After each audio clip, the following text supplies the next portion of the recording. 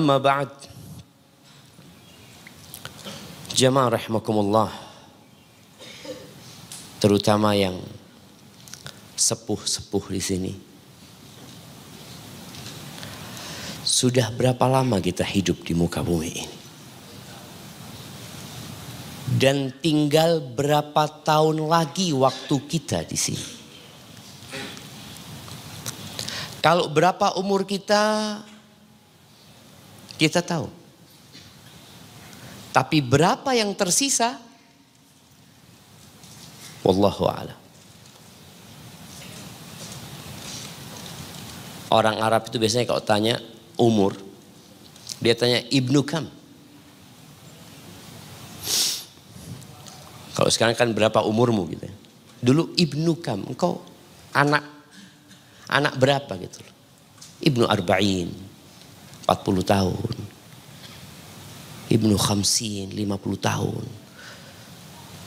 Tapi sisa dari waktu kita, wallahu a'lam. Dalam tiap detik ada orang yang mati. Tapi juga ada orang yang dilahirkan. Hari ini kalau kita melihat di rumah sakit yang ada di Indonesia ini, kita akan melihat fulan mati. Tapi ternyata ada ruang bersalin yang di situ terus produksi ya, untuk melanjutkan kehidupan di muka bumi ini. Jamaah rahimakumullah, yang perlu kita tanyakan kepada diri kita dengan umur yang sudah kita lewatin, apa sebenarnya yang sudah kita perbuat?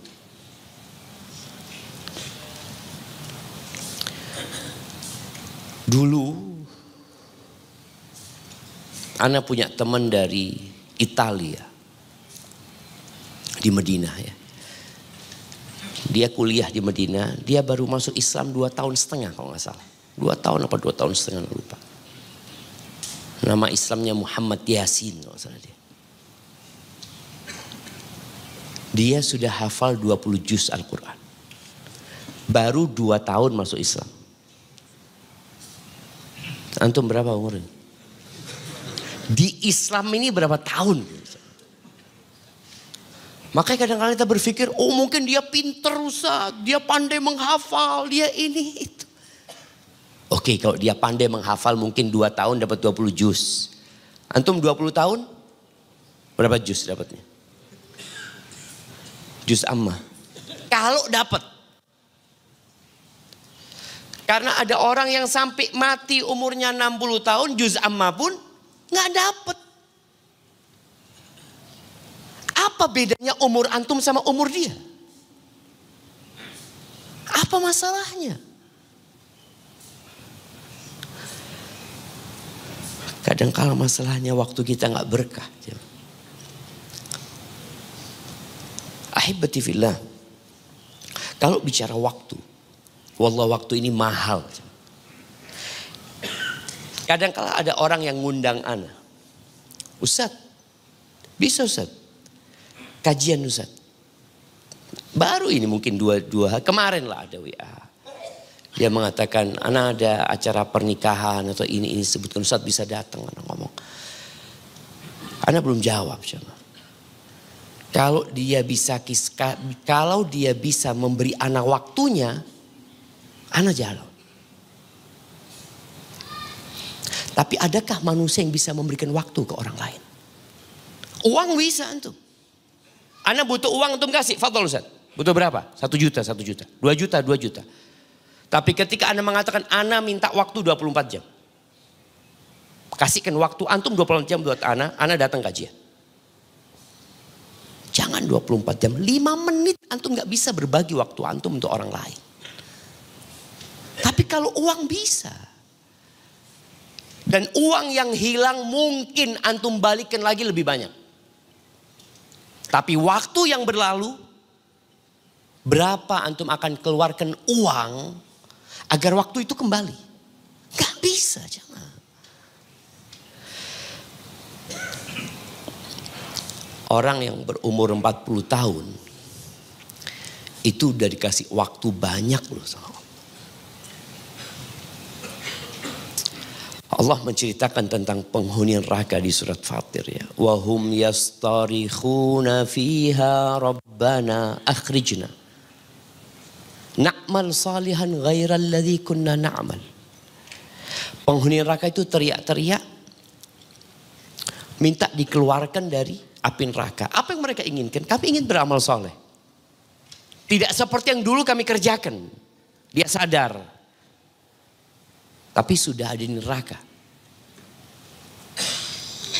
Kalau sadar ketika umur 60 tahun masih punya waktu. Dia masih hidup.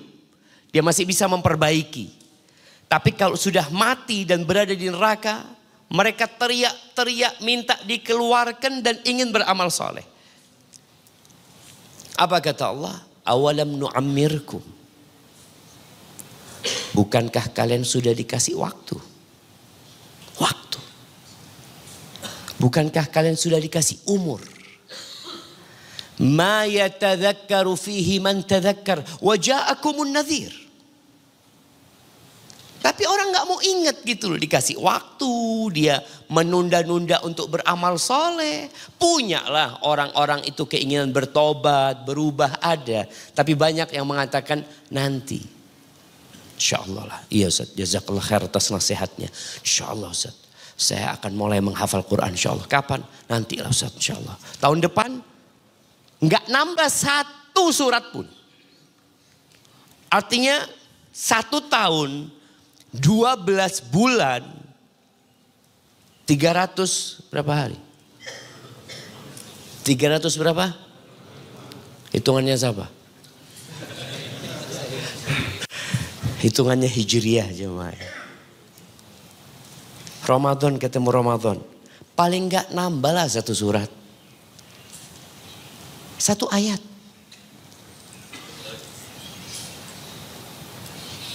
Alhamdulillah kalau tiap tahun 1 ayat. Umur 60 tahun berapa ayat? 60 ayat. Itu minimal lah jemaah. Ada tambahan dia seperti itu. Ahibati fillah. Peringatan Allah datang. Para rasul diutus. Kitab-kitab diturunkan. Para rasul dan nabi meninggal dunia. Mereka tidak meninggalkan harta. Tidak pula rumah dan tanah yang diwariskan kepada generasi selanjutnya.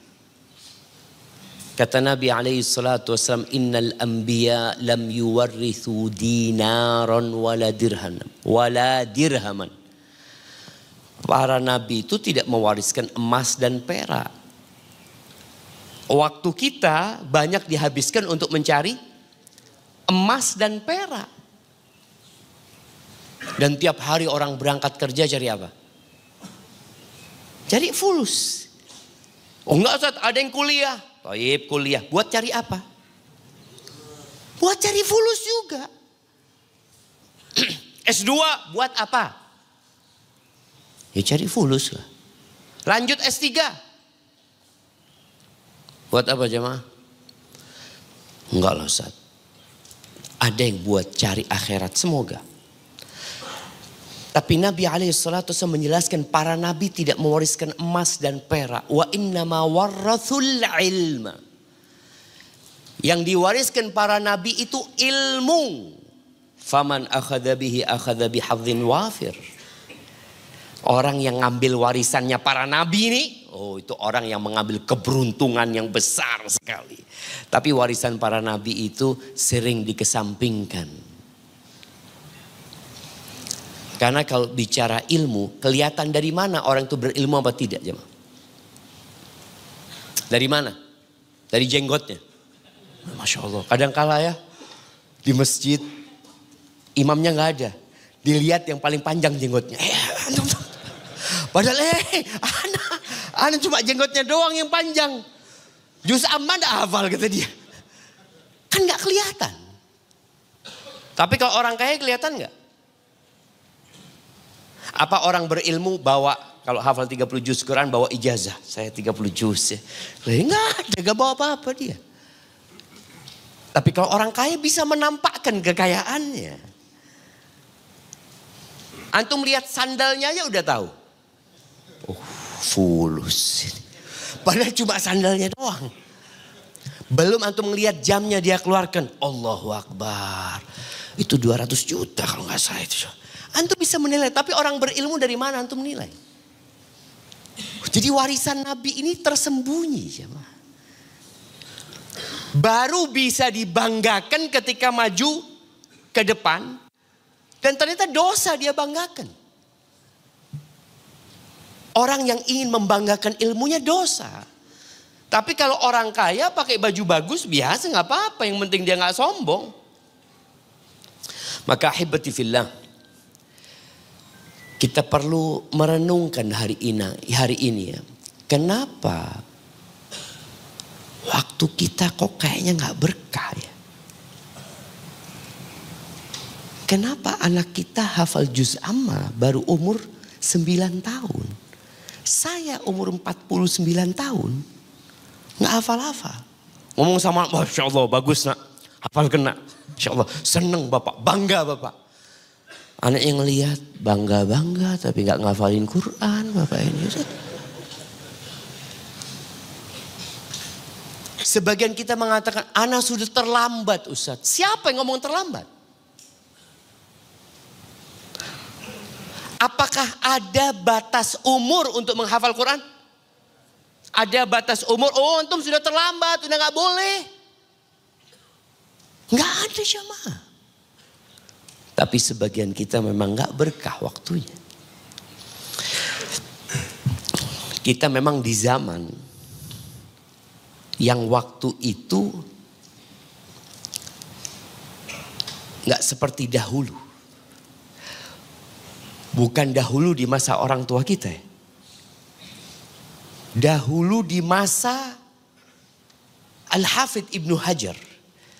Al-Hafidh Ibnu Hajar itu yang menulis kitab Fathul Bari ya. Ada sebuah hadis yang ana akan bacakan kemudian kita akan dengarkan komentar dari Al-Hafidh Ibnu Hajar yang dia meninggal insyaallah tahun 852 apa 51. Hadis yang diriwayatkan Imam Bukhari. Rasulullah sallallahu alaihi wasallam mengatakan la taqumus sa'a. Kiamat tidak akan terjadi hatta yuqbadal ilm. Sampai ilmu itu ditarik. Digenggam. Wa takthur az-zalazil. Dan kiamat tidak akan terjadi sampai terjadi gempa bumi yang banyak. Katanya akan terjadi gempa bumi dahsyat. Iya. Kapan? Gak tahu gitu. Tapi akan terjadi. Banyak. Bukan gempa bumi biasa.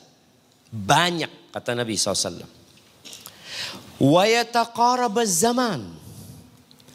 Dan waktu menjadi dekat.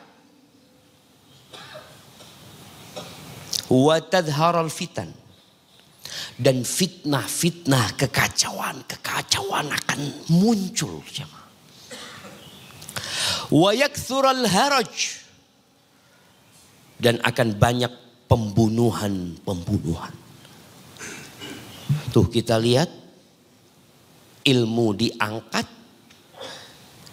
gempa banyak terjadi yang seharusnya membuat orang sadar. Waktu semakin pendek, fitnah banyak, pembunuhan merajalela, dan harta melimpah ruah. Orang itu kalau banyak gempa yang membuat dia takut, dia kadang-kala ingat sama akhirat. Tapi gimana ingat sama akhirat? Fulus banyak. Akhirnya ingat sama dunia lagi. Orang itu kalau dengar keluarganya meninggal dunia ya, atau terjadi gempa bumi di sebuah tempat, dia akhirnya jadi sama dunia ini meremehkan. Tapi ketika dia pulang kembali, hidup dengan kemewahan-kemewahan yang dilihat oleh matanya. Dan sekarang kalau melihat harta jemaah, mau melihat kekayaan itu nggak perlu berangkat kita meninggalkan tempat kita. Di handphone saja antum. Antum bisa melihat mobil dengan harga 400 miliar. Masya Allah. Mobil termahal di dunia. Antum bisa lihat. Mau lihat apa lagi? Sandal termahal di dunia. Duduk antum. Ya Allah, siapa yang beli ini? Itu fitnah. Dan ternyata uang memang melimpah ruah sekarang jemaah. Buktinya manusia membuat berbagai macam aksesoris yang gak ada harganya sebenarnya. Tapi dibeli mahal oleh manusia. Di situ disebutkan waktu semakin pendek. Di hadis riwayat Tirmidzi dari Anas bin Malik radhiyallahu anhu, Rasulullah sallallahu alaihi wasallam bersabda, "La taqumus saa'ah." Kiamat tidak akan terjadi hatta yataqarabaz zaman. Sampai masa itu mendekat. Pendek jadinya. Fatakunus sanatu kasyahr. 1 tahun kayak 1 bulan. Setahun seperti 1 bulan. Wasyahru kal jumu'ah. Dan sebulan seperti sejumat. Bukan seminggu.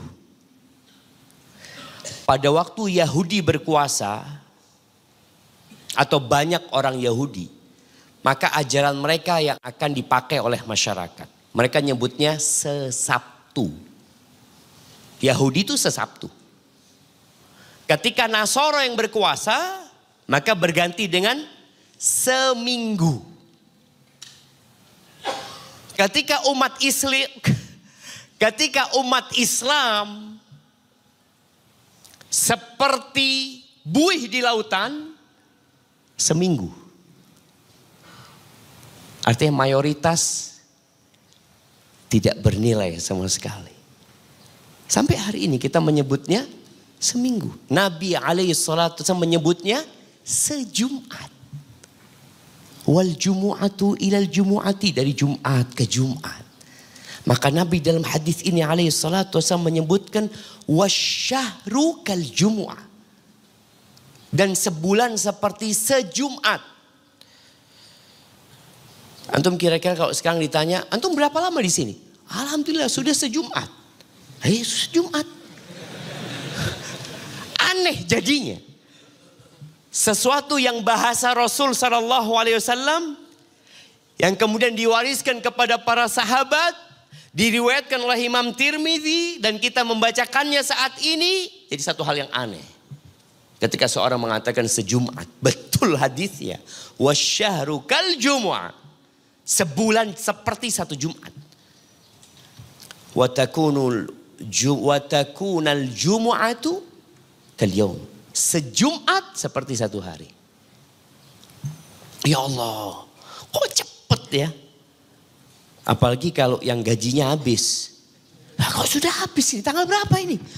Allah, padahal baru 3 hari udah habis. Kita merasakan ya. Wa yakunal yaum kas-sa'ah. Sehari seperti sesaat. Sa'ah itu dulu gak ada sejam ya. Ini hadis Nabi SAW. Seperti sesaat. 1 hari tahu habis sudah. Antum pagi hari umpamanya beraktivitas. Sore ya Allah. Wala 1 halaman Quran anak baca. Wala 1 halaman. Wala zikir petang anak baca. Zikir pagi juga gak baca tadi. Kok sepertinya waktu kita ini gak berkah gitu loh jemaah. Kita gak bisa melakukan aktivitas yang orang lain bisa kadangkala. Kenapa sama aku? Atau semua orang merasakan hal yang sama. Wa takuna sa'atu kadhirmati bin nar. Sesaat itu seperti percikan api. Ahibati fillah, apa kata Ibnu Hajar? Beliau menjelaskan hadis yang disebutkan oleh Imam Bukhari tadi. Beliau mengatakan qad wujida fi zamanina hadza. Kata beliau, di zaman kita sudah kita rasakan. Beliau di abad ke-9 Hijriah. yakni 500 tahun yang lalu beliau sudah merasakan. Beliau mengatakan kita melihat perjalanan waktu ini lebih cepat dibanding dengan generasi sebelum kita. Beliau mengatakan wal haq annal murad naz'ul barakah min kulli syai. Beliau mengatakan yang dimaksudkan oleh hadis ini adalah dicabutnya berkah dari segala sesuatu sampai dari waktu itu sendiri.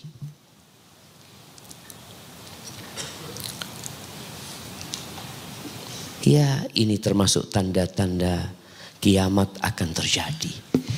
Baik jamaah, waktu kita itu modal kita hidup.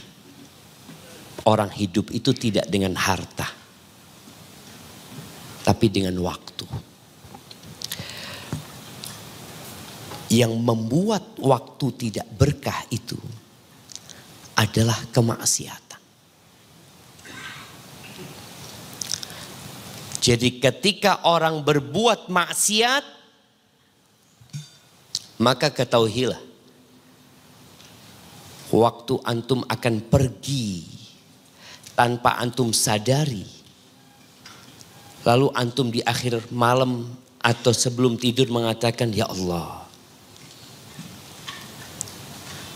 apa ketaatan yang aku lakukan hari ini? Gitu. Ahibati fillah, bagaimana supaya waktu kita jadi berkah? Kalau kita tahu dosa membuat waktu kita nggak berkah, harta kita nggak berkah, anak-anak kita nggak berkah. Antum tahu ketika orang menikah doanya apa? Barakallahu laka wa baraka alaika wa jama'a bainakuma fi khair. Didoakan berkah. Didoakan banyak anak-anaknya dikasih harta yang berkah. Tapi kenapa kemudian kita merasakan keluarga kita nggak berkah, anak-anak kita nggak berkah, waktu kita pun nggak berkah? Ada masalah sama kita. Dan kita sudah tahu penyebab utamanya adalah dosa. Agar waktu kita berkah, yang pertama, ya kita harus mengetahui bahwa waktu itu berharga. Banyak anak muda yang menghambur-hamburkan waktunya untuk sesuatu yang tidak berguna. Apa penyebabnya? Dia tidak tahu dengan nilai itu waktu. Orang kalau tahu dengan nilai sesuatu barang, dia akan jaga. Contoh nih ya, ada orang dikasih tas, ibu-ibu dikasih, orang miskin dikasih tas sama satu orang, dia mengatakan jazakallah khair, makasih banyak, barakallahu fiik. Ya udah, tas itu dia taruh di rumahnya. Dia nggak buka karena dia lihat mungkin modelnya tidak terlalu bagus. Ada tamu yang datang melihat tas itu di ruang tamu. Bu, kata dia, dapat dari mana tas ini? Oh, ada yang ngasih seperti itu. Ibu tahu harganya berapa? Enggak lah. Ya dikasih orang anak taruh di sana. Bu, ini harganya 49 juta. Apa kata dia? Baru dia ambil. Benar kata dia. Ya Allah, langsung dia simpan. Banyak di antara kita yang tidak tahu dengan nilai waktu. Padahal Allah Azza wa Jal bersumpah berulang kali dengan waktu. Untuk menunjukkan nilai waktu ini mahal Dan waktu itu tidak bisa dibeli dengan waktu, dengan uang. Orang-orang barat beranggapan waktu itu adalah uang. Enggak. Uang bisa dicari. Waktu nggak bisa dicari. Uang bisa dicari. Coba kita lihat firman Allah Azza wa Jal. Allah mengatakan wal fajr. Bersumpah dengan waktu fajar. Lewat fajar. Wadduha. Bersumpah dengan waktu duha Allah. Selesai duha. Kita ke asar wal asr. Demi waktu asar. Atau demi masa. Ternyata potongan-potongan waktu Allah bersumpah mengingatkan manusia. Itulah modal hidup dirimu. Engkau sekarang di waktu fajar. Bentar lagi kau masuk waktu duha. Duha akan pergi. Akan datang siang. Kemudian engkau akan masuk ke waktu asar. Dan Allah mengatakan. Wal-lail. Demi waktu malam. Idza yaghsha. Wan-nahar. Idza tajalla. Demi waktu siang. Ketika keluar itu matahari. Muncul. Jamaah rahimakumullah. Namun memang. Antara harta sama waktu. Orang milih mana?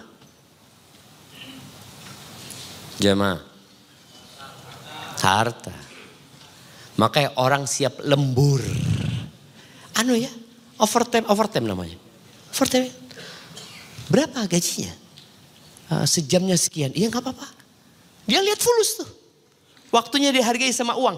Dia lakukan itu. Karena ada yang menghargai dengan uang. Tapi ketika dia untuk membaca Al-Quran umpamanya. Dapat apa baca Quran sih Ustaz? Dapat apa jamaah? 1 huruf dapat 10 kebaikan. 1 ayat seperti seekor onta. Oh, iya. Jazakallah khair Ustaz. Tapi nggak di dunia, 10 itu nggak di dunia, onta itu nggak di dunia. Coba dia kalau baca Quran, wadduha keluar onta, masya Allah. 1 ayat 1 ekor onta. Antum kira-kira bahagia nggak? Kalau 1 ayat keluar 1 ekor onta. Antum mau taruh di mana? Bayangin sekarang. Antum mau taruh di mana? Betul loh, Nabi SAW menyebutkan bahwa saya membaca 1 ayat itu lebih baik dari seekor onta. 2 ayat lebih baik dari 2 ekor onta. Kalau ontanya diberikan di dunia, apa gunanya buat antum? Gak ada jemaah. Karena kita tahu dunia ini akan kita tinggalkan. Dan dunia ini tempat kita bekerja, berusaha. Kalau Allah berikan dengan setiap ayat Al-Quran itu, ya kalau onta sulit saya memang Ustaz ya. Tapi coba fulus Ustaz. Kalau 1 ayat 100.000. Kira-kira orang akan rajin baca Quran enggak? Ketika orang rajin baca Al-Quran, apa yang terjadi dengan kehidupan ini? Negara tutup. Negara tutup. Antum pikir yang jadi anggota DPR cari apa? Kalau udah baca Quran 1 ayat dapat fulus, ada apa dia jadi anggota DPR? Enggak, sudah Anda baca Quran. Antum akan lihat semua toko tutup. Antum mau beli, mau ngisi BBM. Kira-kira ada orang di SPBU? Antum ke toko mau beli gas. Pak, beli gas Pak. Kata dia, gas? Enggak jualan gas saya. Kata dia. Loh, fulus kata dia. Oh fulus. Saya baca Quran fulus keluar. Maka kenapa Allah tidak jadikan pahala itu di dunia jamaah? Karena kehidupan ini harus berjalan jamaah. Ini tempat ujian, tempat orang beramal. Allah nggak jadikan uang sebagai balasannya di sini. Apa gunanya balasan Allah kasih uang di dunia lalu antum mati dan meninggalkan uang tersebut? Dan kita lihat orang-orang kaya pada mati meninggalkan hartanya.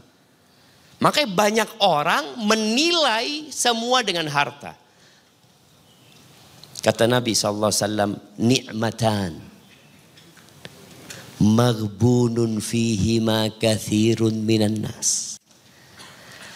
Ada dua nikmat yang banyak manusia lalai untuk mensyukurinya. Lupa untuk memanfaatkannya. Sehingga dua nikmat ini jadi gak berkah. Yang pertama apa? As-sihah. Kesehatan. Apa bahasa Indonesia kesehatan? Bahasa Arab sehat itu ya. Yang jadi bahasa Indonesia. Sehat. Kata Nabi SAW. Kesehatan. Orang sekarang gak apa-apa sakit asal dapat fulus. Makanya dia kerja sampai capek, sampai lelah jamaah ya. Kadang-kadang demi uang. Padahal nikmat sehatmu lebih berharga daripada uang jamaah. Ada teman di Surabaya, dia punya sohib dari kota Ana. Berobat ke Singapura. Baru 2 pekan di Singapura. Sudah habis 10 M. Tapi masih sakit ya mah. Padahal sebagian kita sampai mati gak dapat 10 M. Dia cuma 2 pekan habis 10 M. Antum milih mana sekarang? Punya 10 M sakit? Atau gak punya 10 M tapi sehat? Bagaimana Ustadz? 10 M sehat. Itulah manusia. Makanya kata Allah, wa qalilun min ibadiyas syakur. Sedikit dari hambaku yang pandai bersyukur. Tetap fulus. Benar dia fulus. Kasih sehat sama Allah, ya sehat sama fulus. Kalau sehat doang gak ada fulus, sakit. As-seha, yang pertama kesehatan, itu nikmat ya mah. Yang kedua, al-faragh, waktu luang. Jadi pengangguran itu nikmat apa bukan? Nikmat jam. Nikmat loh jamaah. Antum lihat ya orang ketika nganggur, ya Allah anak ini nganggur, gak ada kerjaan ini itu. Dikasih pekerjaan, ya Allah anak ini sibuk, ini loh.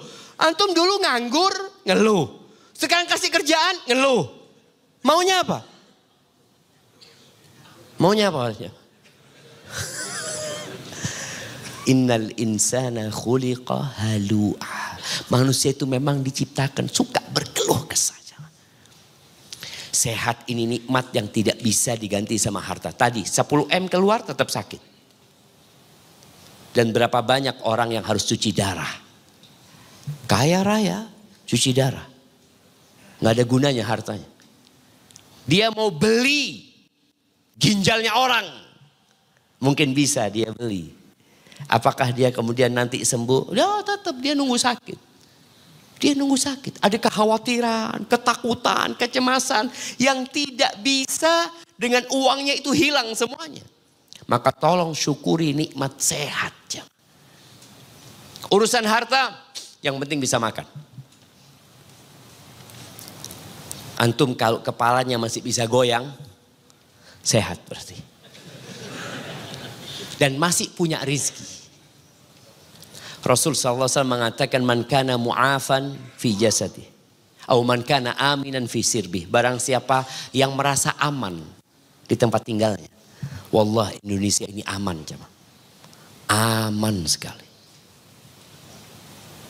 Ada cerita orang Amerika kuliah di Surabaya waktu itu. Iya, atau mengadakan penelitian di Surabaya.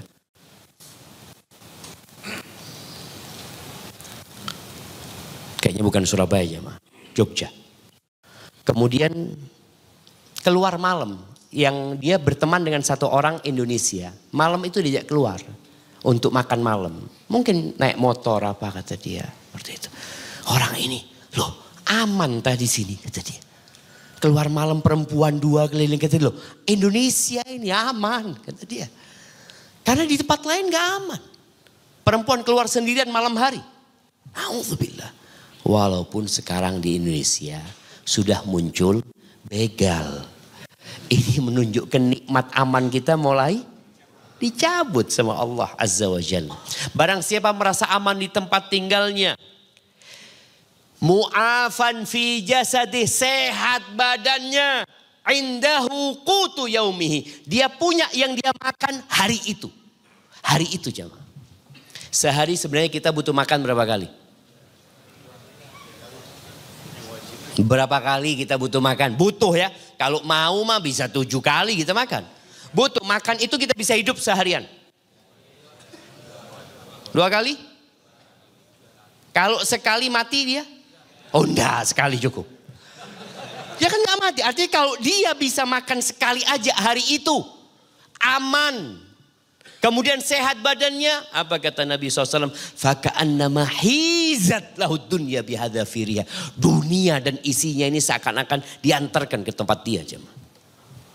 Cuma kita kan gak bersyukur. Itu yang membuat harta kita gak berkah. Kesehatan kita gak berkah.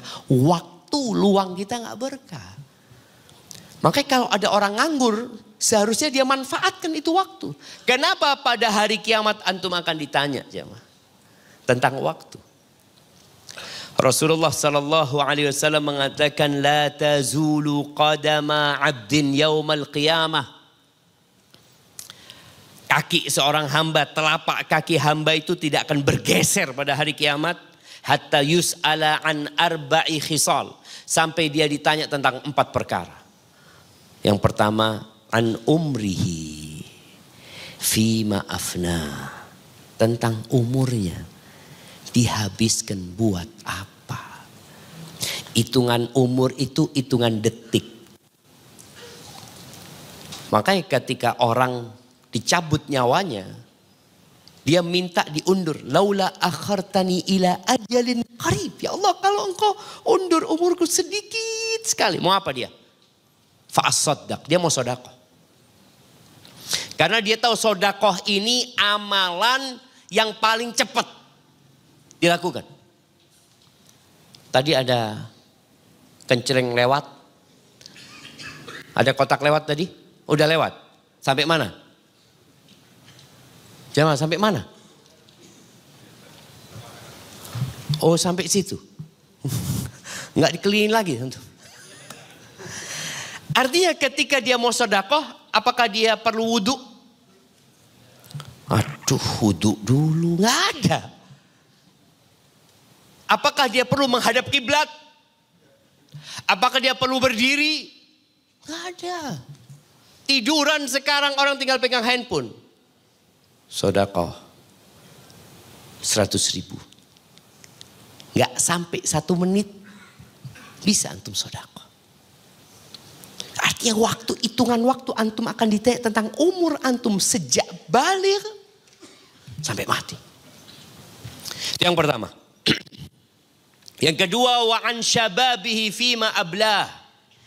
Antum akan ditanya waktu muda. Waktu masih sehat badannya. Waktu masih semangat. Orang anak muda itu beda sama orang tua. Makanya kalau orang tua ya biasanya orang-orang kalau sudah pensiun kemana dia? Masjid. Makanya kadang-kadang kita lihat masjid isinya tua-tua. Ya Allah, ini nunggu mati semua ini.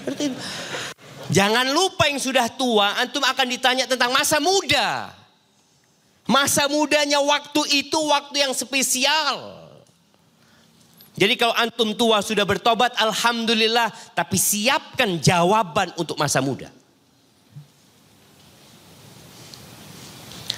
Ngapain aja dulu anak waktu muda. Kalau ternyata diisi dengan kemaksiatan, bertobatlah kepada Allah Azza wa Jalla. Dan orang tua itu kepingin masa mudanya balik. Dia ngelihat anak muda jalannya cepet, bisa lari, bisa moving sana sini. Laitas syababa ya'udu yauman, kata dia. Kalau bisa masa muda itu balik ya, dia akan keluarkan hartanya untuk mengembalikan masa itu. Udah selesai. Yang perlu dilakukan yang sudah tua, hendaklah dia mempersiapkan jawaban. Yang masih muda, muda itu umur berapa jemaah? Nah, muda itu umur berapa? 20 muda, 21 udah tua gitu. Sejak balik sampai umur 40 tahun. Itu muda. Makanya ada seorang dokter ngomong, kalau sudah umur 40 tahun itu makan nggak pakai perut lah, nggak pakai mulut lagi gitu dia. Orang umur 40 tahun kata dokter makan nggak pakai mulut, pakai apa? Pakai akal sudah. Dia sudah mulai menghitung kolesterol ini, aduh asam urat, yang ini aduh gula, astagfirullah, udah nggak makanan sudah. Udah nggak muda memang. Jadi yang akan ditanya antum lihat, yang umurnya belum 40 tahun, kesempatan untuk memperbaiki. Yang sudah lewat 40 tahun, perbanyak tobat. Karena masa mudanya udah lewat. Masa mudanya lewat, nggak bisa diperbaiki, tapi pertanyaan tetap akan diberikan. Akan ditanya, an syababihi. Kemana aja waktu muda. Wa an malihi min aina iktasabahu wa fima anfaqahu. Dia akan ditanya tentang harta. Dari mana dan kemana. Dan akan ditanya tentang ilmunya, apa yang dia gunakan. Digunakan buat apa ilmunya tersebut. Taib ahibati fillah. Kemudian yang kedua, setelah kita mengetahui nilai waktu, agar waktu kita berkah, ya udah, jangan hidup dengan masa lalu. Karena kesedihan itu membuat orang nggak produktif. Ada orang yang menyesal, iya Ustaz, dulu anak ini itu, memang dulu anak waktu muda gak baca Al-Quran, gak belajar Al-Quran, gak menghafal Al-Quran. Iya sudah selesai dulu, sekarang antum mau ngapain? Mau hidup di masa lalu? Enggak, perbaiki sekarang. Rasul SAW berlindung dari Allahumma inni a'udzubika minal hammi wal hazan. Ya Allah, aku berlindung kepadamu dari kecemasan untuk yang akan datang dan kesedihan untuk masa lalu. Karena dua penyakit ini membuat orang tidak produktif. Waktunya gak berkah jadinya dia. Ditinggal mati orang yang dia cintai, gak bisa move on.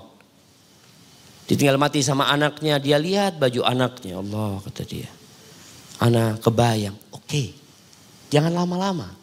Waktumu mahal. Matahari tetap berputar. Seorang ibu kadangkala lupa dengan kewajibannya berkhidmat kepada suami. Udah selesai. Yang pergi biarlah pergi. Engkau sekarang berusaha untuk yang akan datang menjadi lebih baik lagi. Kemudian yang ketiga, memperbanyak ketakwaan kepada Allah Azza wa Jalla. Kalau mau berkah waktunya. Allah mengatakan walau anna ahlal qura amanu wattaqaw. Andai kata penduduk negeri itu beriman dan bertakwa, apa yang Allah akan berikan? La fatahna alaihim barakat minas sama'i wal ardh. Kata Allah, kami akan bukakan buat dia berkah-berkah langit dan berkah-berkah bumi. Walakin kadzabu, tapi mereka mendustakan. Tidak mau beriman, tidak mau bertakwa, fa akhadnahum bima kanu yaksibun. Akhirnya Allah Azza wa Jalla memberikan hukuman kepada orang-orang disebabkan amal perbuatan mereka. Apa, dispenser habis airnya? Bukan. Oh. Baik, yang keempat, berdoa. Antum minta sama Allah supaya diberkahi waktu antum. Ketika melihat orang lain, ya Allah, dia sudah hafal 1 juz, anak kok belum, ya Allah. Dia bisa datang kajian, kenapa anak gak bisa datang kajian? Dia bisa di soft pertama Jumatan, anak gak pernah soft pertama Jumatan. Dari lahir sampai mati. Antum lihat ada orang yang Masya Allah. Selalu pulang dulu dan terakhir datang. Kalau Jumatan. Datang dia berdiri karena sudah habis tempat duduknya. Dia memandang khotibnya. Kok gak selesai-selesai khotibnya. Padahal dia baru datang ya mah. Ini yang dari tadi di soft awal. Gak dia perhatikan. Bahkan gak ada ketertarikan untuk menjadi mereka. Maka di sini ada orang-orang yang gak pernah berdoa. Supaya diberkahi waktunya. Karena memang dia gak tertarik. Dia tertarik sama fulus saja. Dia kalau ngeliat orang fulus. Ya Allah, urzukna ya Allah. Ngeliat orang di soft pertama. Lain lah, dia kan memang orang-orang garis keras. Subhanallah jemaah. Maka ini perlu jemaah. Teman-teman kita ajarin doa. Engkau doalah supaya diberkahin waktunya. Kenapa engkau selama hidup gak pernah soft pertama? Ana insya Allah yakin ya. Yang ada di sini gak pernah telat Jumatan. Semoga seperti itu. Karena yang telat Jumatan gak datang kajian subuh jemaah. Karena Jumatan aja telat, apalagi subuh dia mau datang gitu kan. Sholat yang paling berat buat orang munafikin itu sholat Isya dan subuh. Itu paling berat buat mereka. Maka perbanyak doa. Antum memohon kepada Allah Azza wa Jalla agar diberkahin waktu antum. Allah mengatakan ud'uni astajib lakum. Kemudian yang kelima membaca Al-Quran. Allah mengatakan kitabun anzalnahu ilaika mubarakun. Liyadabbaru ayatihi wa liyatadzakkara ulul albab. Ini kitab kata Allah yang kami turunkan kepadamu penuh dengan berkah. Berkah untuk segalanya jemaah. Orang yang baca Quran itu syifa, penyembuh. Orang sakit pun dibacain Quran sembuh. Orang galau pun baca Quran insya Allah hilang kegalauannya. Dan ternyata Al-Quran penuh dengan berkah dan sudah dipraktekkan oleh orang-orang terdahulu. Maka antum kau ngelihat kenapa Imam Syafi'i kok bisa Ramadan hatam 60 kali. Kok bisa ya?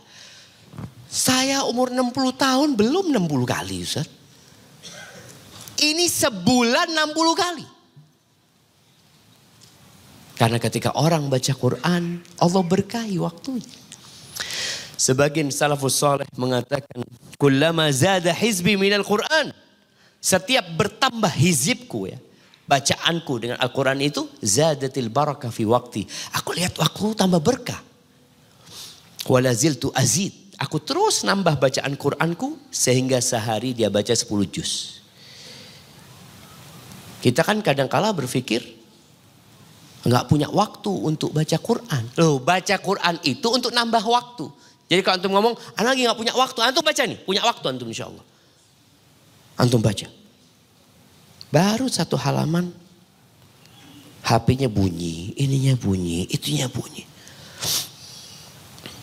Ahibati fillah. Maka perbanyak baca Quran. Paling tidak satu hari satu ayat. Oh, satu ayat sehari. Bisa lah. Kira-kira antum kalau satu ayat sehari berapa tahun hatam? Sama artinya ya. Baca sama artinya. Karena berkah itu ada di tadabburnya juga. Kalau satu hari satu ayat berapa tahun hatam? Hitung jemaah. Berapa tahun kira-kira Ustaz? Kira-kira 20 tahun lah. Iyalah. 20 tahun. Karena Al-Quran itu 6.600 ayat kira-kira. Iya 20 tahun hatam. Karena ada muslim yang sampai 20 tahun juga gak hatam Quran dia. Padahal seharusnya dia bisa baca tiap hari satu ayat. Antum bisa tambah satu halaman. Dan antum lihat berkah. Waktu antum. Berkahnya dari mana? Kan waktunya tetap 24 jam Ustaz. Sama dengan orang lain. Nggak ada orang yang 25 jam waktunya. Atau 26 jam waktunya. Nggak ada. Berkahnya itu. Pekerjaan-pekerjaan antum. Akan dipermudah sama Allah menyelesaikannya. Ana punya kawan mempraktekkan benar. Dia mengatakan Ustadz sejak ana rutin baca Quran. Kerjaan ana yang biasanya ana kerjakan 3 hari Ustadz. Sehari selesai Ustadz. Kenapa? Karena dia diberkahi sama Allah Azza wa Jalla. Dimudahkan urusannya. Kemudian yang keenam. Jangan membuang-buang waktu untuk yang tidak berguna. Sekarang ini banyak perampok waktu. Dulu para ulama itu. Ya para ulama ini menghormatin tamu ya mereka ya. Tapi mereka kadangkala capek dengan orang yang suka bertamu ke rumahnya. Kenapa? Karena mereka disebut lususul waqt. Pencuri waktu. Duduk ngapain? Ngobrol aja. Cerita sana, cerita sini. 1 jam. Coba baca Quran 1 jam. 5 menit berhenti. Capek. Tapi buat ngobrol jemaah. Apalagi sekarang dengan banyaknya kafe-kafe. Orang di kafe itu cuma beli kopi. Kopi sama biskuit. Ngobrol 3 jam. Anak ngomong Masya Allah ya. Ini kalau dia ngajar di kelas 3 jam. Kayaknya muridnya sudah pulang semuanya. Tapi mereka berdua tetap asik. Dan sekarang pencuri waktu itu adalah handphone. Banyak orang menghabiskan waktu dengan handphonenya lebih banyak daripada sama istri dan anaknya. Sampai ada karikatur ya. Seorang istri melihat suaminya sedang sibuk dengan handphonenya ya. Sampai istri itu ngomong, ya Allah andai kata aku sebuah handphone.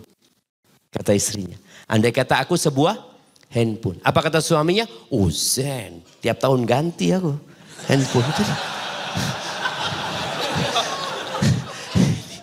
Karena dia tiap tahun ganti handphone memang.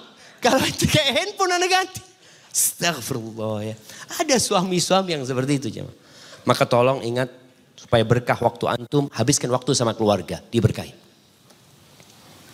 Habiskan waktu sama anak. Duduk sama anak. Bermain sama anak. Insya Allah akan diberkahi waktunya. Rasul SAW itu membenci tidur sebelum Isya. Dan ngobrol setelah Isya. Kalau ngobrol ba'dal maghrib ada waktu yang mengingatkan. Apa? Isya. Tapi kalau ngobrol ba'dal Isya siapa yang ingatkan antum? Kok enggak azan-azan ya? Nunggu subuh dia. Antara Isya sama subuh maka dilarang sama Nabi SAW. Dibenci ngobrol ba'dal Isya itu dibenci. Dan memang juga yang membuat waktu enggak berkah itu jamaah listrik ini. Kenapa? Orang dulu itu ba'dal Isya tidur. Tidur sudah. Antum mau lihat kampung-kampung. Anak pernah ke satu daerah nggak ada listriknya ya. Itu ba'dal Isya sepi. Tapi jam 3 rame kampung itu jam. Jam 3 bangun semua sudah pada sholat malam, pada ini itu macam-macam. Tapi sekarang orang nggak ada yang listrik, dia nonton TV. Subhanallah. Dulu orang nonton TV itu masih satu channel. TVRI. Lihat, aduh gak menarik. Matikan sudah tidur ya. Kemudian muncul TVRI, SCTV, apa. Tapi gantinya masih pakai tangan jamaah. Maju ke depan, ceret, mundur. Maju ke depan, ceret. Sehat masih ada gerakan. Sampai waktu channelnya banyak, duduk, set. Gak menarik, set, gak menarik. Sampai 60 channel gak menarik, mulai dari pertama lagi. Terus ya mah. Itu termasuk ya pencuri-pencuri waktu kita. Maka tolong jangan buang-buang waktu kita. Lalu yang ketujuh mengurangi tidur. Khususnya tidur ba'da subuh. Apalagi tidur pas kajian. Ini datang kajian udah. Bismillahirrahmanirrahim. Kurangi tidur jamaah. Habis subuh itu kenapa kok habis subuh khususnya? Karena Nabi SAW mengatakan Allahumma barik ummati fi bukuriha. Ya Allah berkahi umatku di waktu pagi hari mereka. Makanya kalau kita lihat pagi hari itu semuanya beraktivitas. Mulai ayam yang berkokok, bahkan ayam berkokok sebelum pagi jamaah. Sudah beraktivitas. Orang dulu itu kalau ngasih tahu anaknya mengatakan, ayo nak jangan tidur habis subuh. Nanti rizkimu dipatok ayam. Ayam sudah kerja kemana-mana kok tidur. Maka usahakan jangan tidur habis subuh. Kalau mau tidur habis matahari terbit. Engkau capek mungkin ya capek Ustaz. Ya sudahlah. Habis subuh Nabi SAW itu hampir tidak pernah meninggalkan tempat sholatnya habis subuh. Kecuali matahari terbit. Duduk beliau habis subuh. Berzikir. Maka kita kalau memang waktunya kosong udah duduk berzikir. Baca Quran sampai matahari terbit. Apalagi bisa sholat. Syuruk umpamanya ya. Masya Allah ini sebuah nikmat dari Allah Azza wa Jal. Ahibati fillah, itulah beberapa hal yang dapat membuat waktu kita berkah insya Allah. Dan kita perlu memanage waktu kita. Kalau bisa sebelum tidur, antum sudah mulai mengatur besok aku mau ngapain. Besok aku 1 jam aku habiskan baca Quran. Umumnya seperti itu. Tapi kalau cuma ngomong 1 jam, antum nggak tahu kapan meletakkan jam itu, akhirnya sampai malam nggak baca Quran. Antum harus pastikan, enggak, ba'dal asar aku mau baca Quran. Makanya para masyayikh itu, mereka orang-orang yang baik jemaah. Baik sekali mereka. Tapi kalau urusan waktu mereka disiplin. Ada seorang syekh, Syekh Ibn Utsaimin rahimahullahu ta'ala. Beliau itu kalau habis subuh pulang dari masjid jalan kaki. Ini penting juga. Kita itu sudah gak sehat lagi gaya hidupnya. Karena semua pakai motor, beliau jalan kaki. Kira-kira 1 kilo dari rumahnya. Anak ingat kita ikut dari masjidnya sampai ke rumahnya. Disitulah beliau memberikan waktu untuk bertanya kepada orang-orang itu. Ketika beliau sampai pintu rumahnya, subhanallah, pada waktu itu ada 1 orang dari Medina. Beliau tinggal di Unaiza, di Qasim sana. Ini dari Medina datang mau bertanya tentang masalah tolak.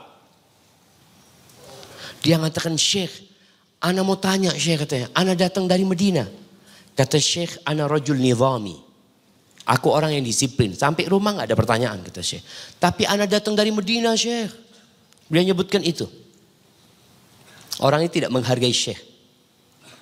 Syekh itu melihat kepada orang ini. Ana yang nyuruh engkau datang ke sini? Enggak Syekh. Temuin ana habis asar. Nanti di masjid. Jadi kita perlu disiplin jamaah. Kalau enggak waktu kita amburadul. Kita sampai rumah kita tuh sudah punya kegiatan. Oh ana sampai rumah sudah waktunya keluarga. Makanya terus terang kadangkala anak ini berat kalau ada tamu mau datang ke rumah. Ke Jember sana. Anak sudah keliling kemana-mana sampai rumah ada tamu lagi. Siapa yang komplain? Istri sama anak-anak bang. Kita kapan waktunya? Engkau weekend keluar kota. Hari-hari kerja engkau ngajar. Pulang ke rumah tamu datang. Allahu Akbar. Sampai kadang-kala kepingin pindah rumah. Itu Syekh bin Utsaimin. Beliau mengatakan kalau sudah sampai nggak ada pertanyaan. Karena beliau tahu ini waktunya sudah waktunya keluarga. Tapi sekarang pun kita kadang-kala di rumah dengan handphone lupa dengan waktu keluarga kita. Syekh Abdul Razak. Subhanallah. Hafizahullahu ta'ala. Beliau bagaimana disiplinnya jemaah dengan waktu itu. Beliau kadang-kala habis subuh. Beliau zikir. Ada orang yang mau salaman, yang mau tanya ini itu, mau ngobrol. Saya tunggu sebentar ya. Beliau mau menyelesaikan zikirnya dulu. Artinya engkau mau ngambil waktuku. Di sini aku punya waktu sedang berzikir mengingat Allah Azza wa Jalla. Dan beliau juga Masya Allah. Ketika mahasiswa bimbingan. Ya bimbingan disertasi umpamanya. Ketika telat beliau tinggal. Umpamanya jadi jam 9. Beliau tunggu. Ini cerita teman-teman yang dalam bimbingan beliau ya. Jam 9 gak datang nih. Datang jam 9 lewat 5. Sama Syekh ditunggu. Ketika dia datang, Syekh mengatakan engkau telat 5 menit. Ditinggal. Waktu itu mahal. Mahal waktu itu. Ingat kalau uang bisa dicari. Tapi kita kehilangan waktu 1 jam. Di mana kita dapat gantinya? Gak ada. Barakallahu fiik. Itu mungkin dapat Anda sampaikan pada kesempatan kali ini. Masya Allah, ini ada pertanyaan yang udah masuk.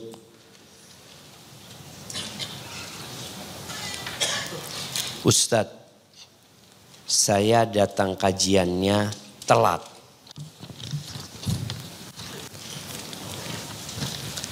Apakah sudah termasuk ikut kajian full?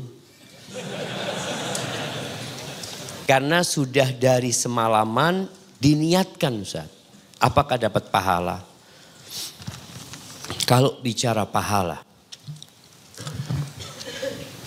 ketahuilah bahwasanya berapa banyak amalan yang kecil menjadi besar gara-gara niat. Dan berapa banyak amalan yang besar jadi remeh gara-gara niatnya. Jadi kalau niat antum ikhlas lillahi ta'ala. Kemudian antum mungkin telat bangunnya. kemudian datang ke sini juga telat, insya Allah ditulis. Dan subhanallah jemaah, orang-orang yang datang ke majelis ilmu itu ketika mereka bubar akan dikatakan kepada mereka, qumu maghfuran lakum, kalian silahkan pulang semuanya, diampuni dosa-dosa kalian semuanya.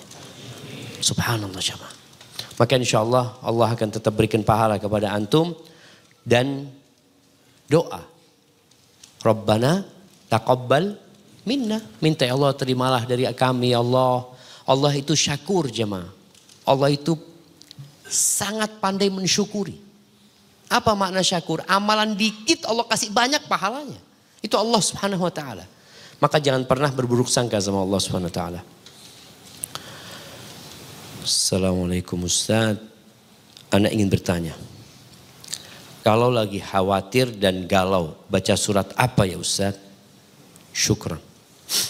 Nah jemaah, kalau kita membaca Al-Quran, kita tahu Quran ini semuanya kalamullah tabaraka wa ta'ala. Tapi secara fadilahnya berbeda-beda. Kalau bicara surat yang paling mulia adalah Al-Fatihah. Al-Fatihah. Kalau bicara ayat yang paling agung, ayat kursi. Qul huwallahu ahad tidak sama dengan tabbat yada abi lahabi watab. Sama-sama kalamullah. Tapi mereka secara fadilah berbeda. Maka kalau antum tanya baca surat apa, maka bacalah Al-Fatihah.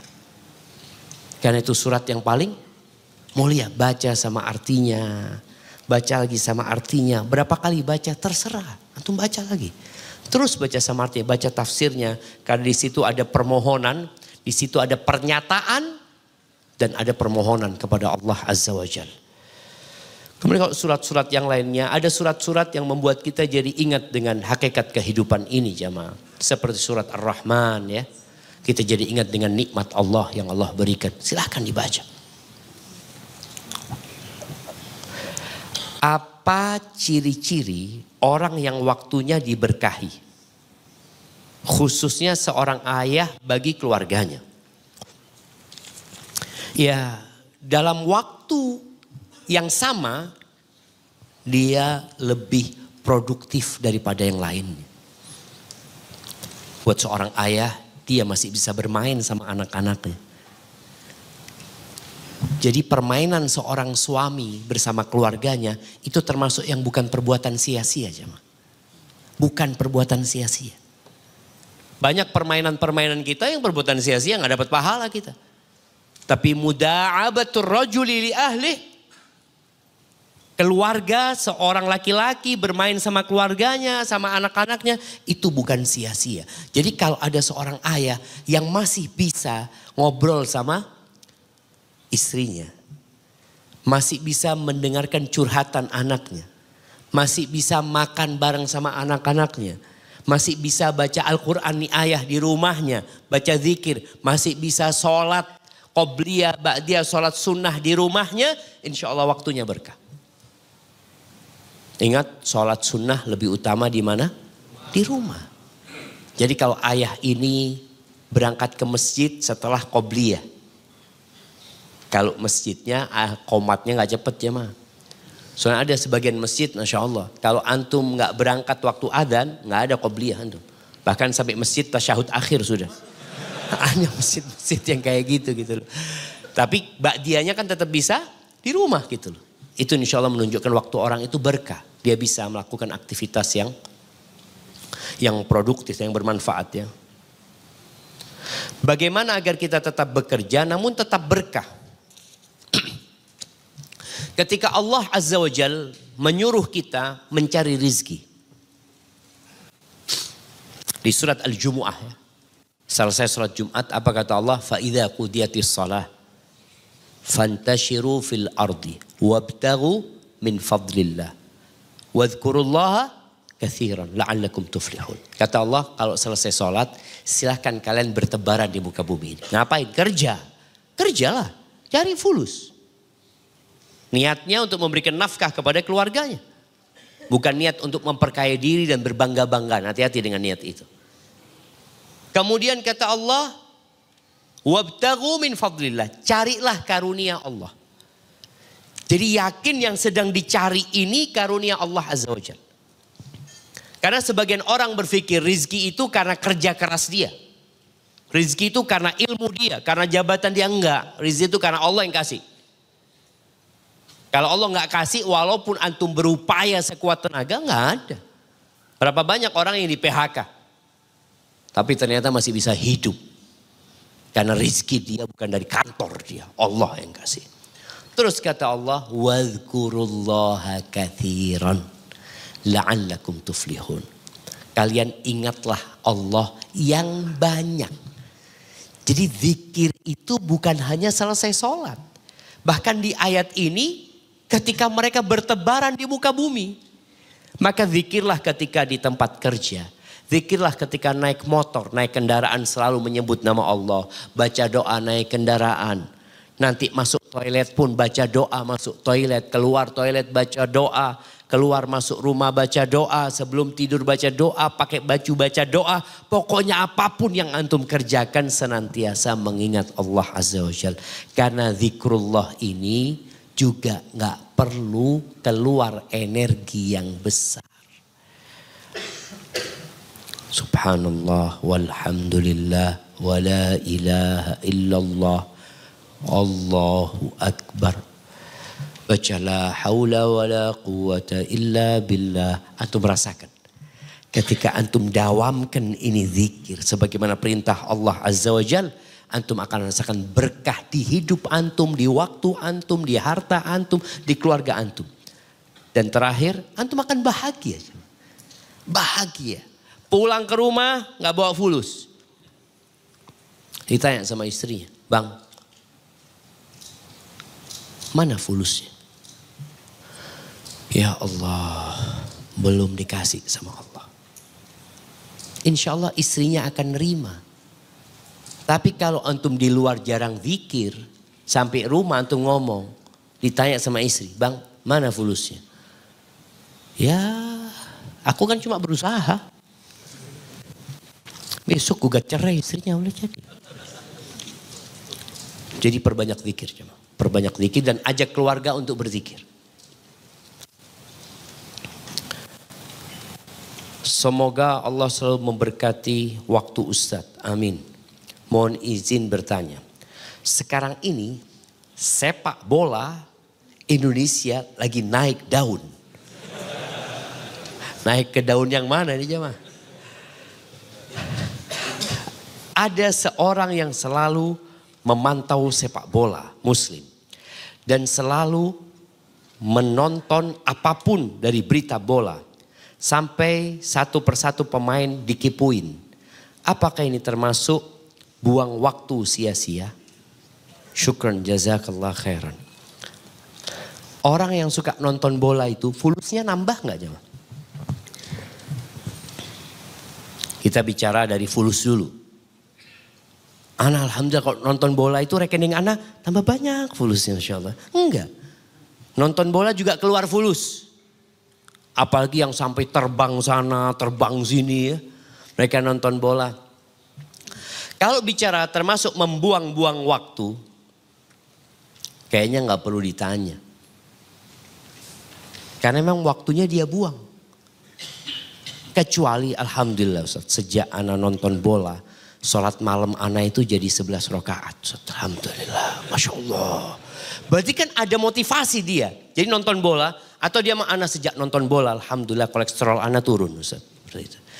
Yang kolesterolnya turun itu pemain bola. Bukan penonton bola gitu loh. Iya kalau bicara membuang-buang waktu. Maka seorang muslim. Kata Nabi SAW. Ya orang Islam ini tingkatannya beda-beda ya. Min husni islamil mar'i tarkuhu ma la ya'ni. Termasuk bentuk kebaikan Islam seseorang. Nilainya bagus nih orang ini. Adalah dia meninggalkan sesuatu yang gak ada gunanya buat dia.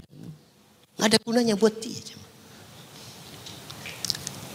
Kalau bicara nonton bola boleh aja. Tapi hal yang mubah kalau kebanyakan. Jadi berbahaya buat dirimu. Jadi setan itu jemaah. Ini buat teman-teman yang sudah ngaji ya. Setan itu selalu ingin membuat orang itu berbuat kesyirikan. Ketika tidak berbuat kesyirikan maka akan digoda bagaimana dia melakukan bid'ah. Apalagi kalau sudah bid'ahnya bid'ah keyakinan. Antum tahu siapa yang membunuh Ali bin Abi Thalib? Abdurrahman bin Muljam. Dia muslim, taat. Tapi bagaimana setan berhasil membuat dia menyimpang di pemikirannya, di akidahnya. Dia bunuh Ali bin Abi Thalib. Kemudian ketika dia tidak bisa, bagaimana orang ini melakukan dosa-dosa besar. Ketika dosa-dosa besar dia nggak pernah melakukan, bahkan dia berlindung kepada Allah dari dosa besar, maka setan akan membuat orang ini melakukan dosa-dosa kecil. Dan biasanya orang kalau sudah ngaji itu pinter. Pinter apa? Pinter membedakan mana dosa besar, dosa kecil.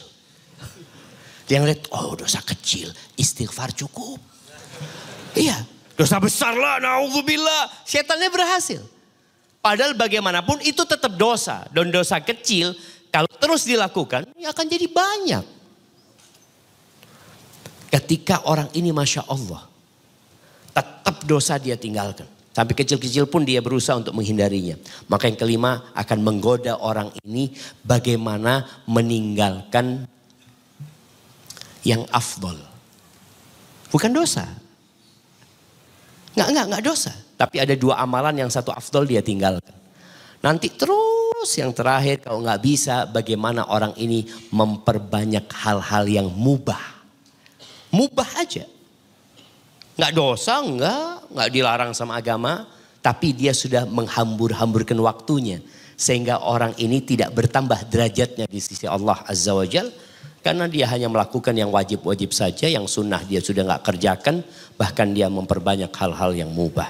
Maka tolong kita perlu merem diri kita. Perlu bertanya, anak kalau nonton bola ini, kecuali orang ini enggak Ustaz.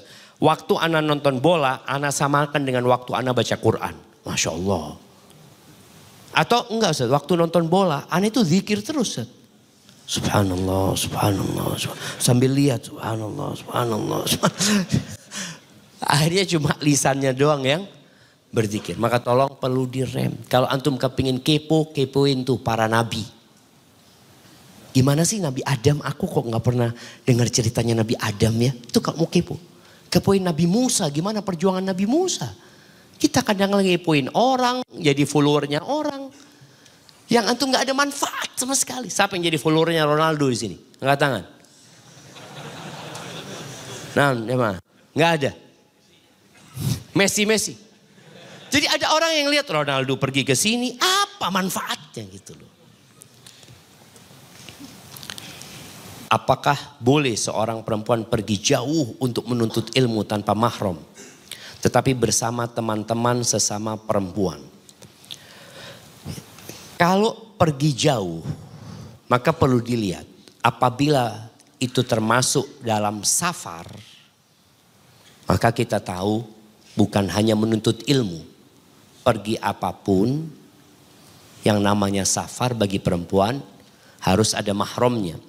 Ini menurut pendapat yang rajih jemaah, harus ada mahramnya. Dia pergi jauh. Tapi kalau nggak safar maka nggak apa-apa karena tidak termasuk safar. Kalau hitungan safar dengan kilometer para ulama menetapkan berapa kilo? 80, 81 kilo ya, seperti itu. Dan ternyata itu dihitung dari akhir rumah di kota itu jemaah. Perhitungannya bukan dari rumah kita. Jadi antum perlu perhatikan ini, dihitungnya dari mana. Itu yang menggunakan kilo. Adapun yang menggunakan budaya ya mengikuti uruf yang ada di masyarakat tersebut. Jadi seperti itu. Adapun kalau wanita ini sudah sampai di tempat tujuan, ada kan anak-anak yang mondok di pesantren ya, jauh, kemudian ditinggal sama orang tuanya. Artinya nggak ada mahramnya buat dia. Boleh apa nggak boleh? Nggak ada mahramnya. Kuliah di Surabaya. Bapaknya. Kemudian ditinggal, diantar sama bapaknya lalu ditinggal. Boleh apa nggak boleh? Kenapa nggak boleh? Kenapa nggak boleh? Karena nggak ada mahramnya. Jamaah kalau sudah netep mukim itu hukum safarnya sudah hilang. Jangan dia mau kosor terus, anak musafir, kosor terus. Enggak. Jadi semua hukum yang berlaku dengan safar itu terputus. Bahkan mahram udah nggak mahram dia. Karena nggak perlu mahram. Dia sudah mukim hukumnya, sudah tinggal di situ. Jadi pas perjalanannya yang membutuhkan mahram. Tapi kalau sudah mukim di tempat itu, maka hukum safarnya sudah selesai. Barakallahu fiik. Tinggal dicarikan mahram. Tinggal dicarikan mahram, carikan suami, Ustaz. Suami itu mahram apa bukan? Bukanlah jemaah. Mahram itu artinya nggak boleh dinikahin. Suami ya suami gitu. Barakallahu fiik. Ya, itu mungkin dapat Anda sampaikan, kurang lebihnya mohon maaf. Yang benar dari Allah Jalla Jalaluh, yang salah dari diri Anda pribadi. Allah dan Rasul yang terbebaskan dari kesalahan itu. Sallallahu ala nabiyina Muhammadin wa ala alihi wa sahbihi wasallam. Assalamualaikum warahmatullahi wabarakatuh. Waalaikumsalam warahmatullahi wabarakatuh.